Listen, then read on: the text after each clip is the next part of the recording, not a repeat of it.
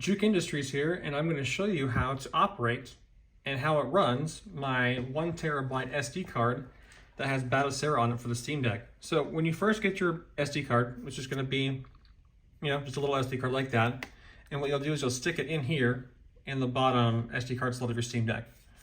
Once you've done that, what you have to do up here is if you go to the plus and minus button, hold down the minus button, and then push the power button one time. But keep holding down the minus button. When this screen pops up here, you're good to go. So we will zoom in a little bit here so we can see what I'm looking at more.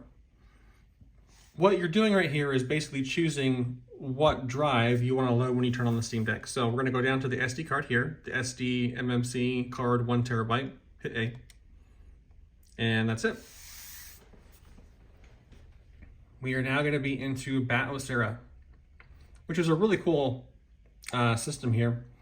And what I've done ahead of time is loaded all the games onto the actual console, not on the console, but on the SD card. And roughly with this build, there's about, I want to say 14,000 games. There is a way to customize that. These take a long time to make. So if you have systems that you want to add to it or remove from it per se, because every system that can be played on there is already on it. But if you wanted to remove some of the systems to make more space for other games, for these higher end consoles, then you can definitely do that as well too. I've got it set up to where it plays random video game music from popular titles on shuffle, which is pretty fun.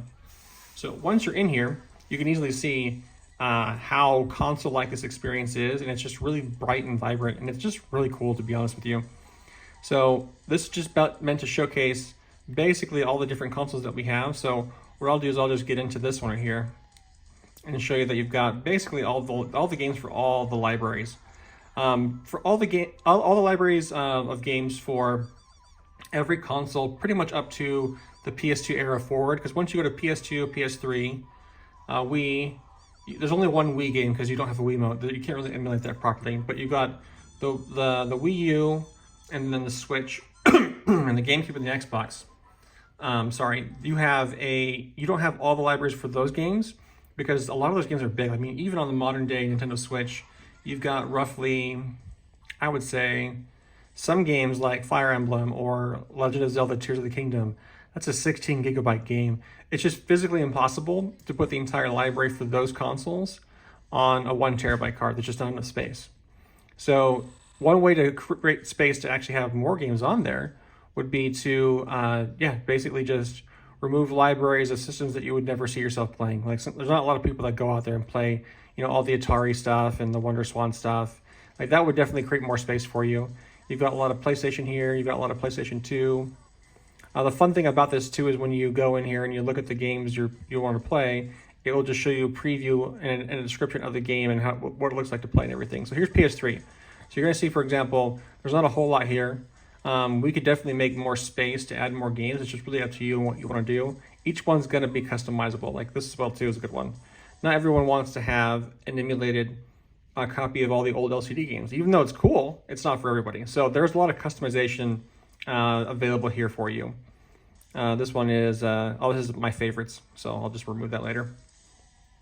I'm right here, yeah, your favorites. So let's go and show you a game, one of the hard to emulate games. Let's do a quick one that's easy to get into. We'll go Wii, let's see, Switch. A lot of these ones take a while to get into, I think. You know what, actually let's do Mario Kart 8. That's a fast one. You can get in and play that real quick and just show you how it runs on the Steam Deck. It's very nice, very quick, very fun.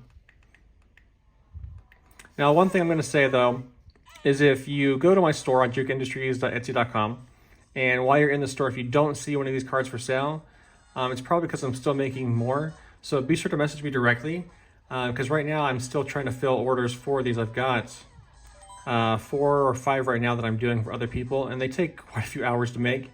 So if you want one and you're interested, reach out to me directly and do that if you don't see it in the store. Because I've got a couple different cards and different cartridges that I actually do. So let's go to single player here. Oops, I forgot. So A is this button. So on PlayStation and Xbox and pretty much everything, your A button is going to be in the normal spot, in the the bottommost place like I've shown you right here. Your A button will be here, your B button will be here for PlayStation and Xbox, like X and circle. But for Nintendo, it's reversed, and you can see that very clearly here on one of their handhelds. The A button and the B button, they're flip flopped. So I just forgot about that. I'm going to also be doing another card for the Steam Deck, which is going to be, we'll do 150, which is going to be a Windows 10. So it's just plug and play like this one is. You just pop out the SD card, and then you'll put it in, and then it will load in, and you'll let you sign into your Microsoft account, and you've got Windows 10 immediately, all working. Everything's all configured in the correct way. You've got all the drivers to where the touchpads work for the mouse and everything. Really, really neat. That way you can actually download your games that are Windows-only games that you can't run on the SteamOS, which is very handy.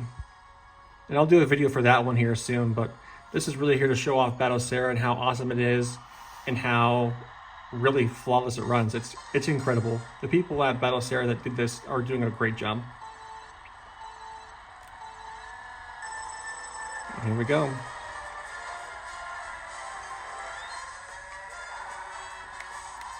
But yeah, as you can see here, there is no stuttering, there is nothing going on at all. You've got full and total control. And then when you're done playing a game, you hold start and select at the same time, and boom, you're back out to the menu. And it's just that fast. Oops, I didn't mean to do that. We'll do it again. I just got used to having B and A in the reverse position, and I hit A again by accident instead of B. There we go. But that is the Batocera card with the Steam Deck. And so yeah, reach out to me at my store at jukeindustries.etsy.com for this and or other things, because I've got a lot of things on my store that I sell, including refurbished units for all sorts of consoles, 3DS, PS Vita, you name it, Game Boy. And then I will see you there.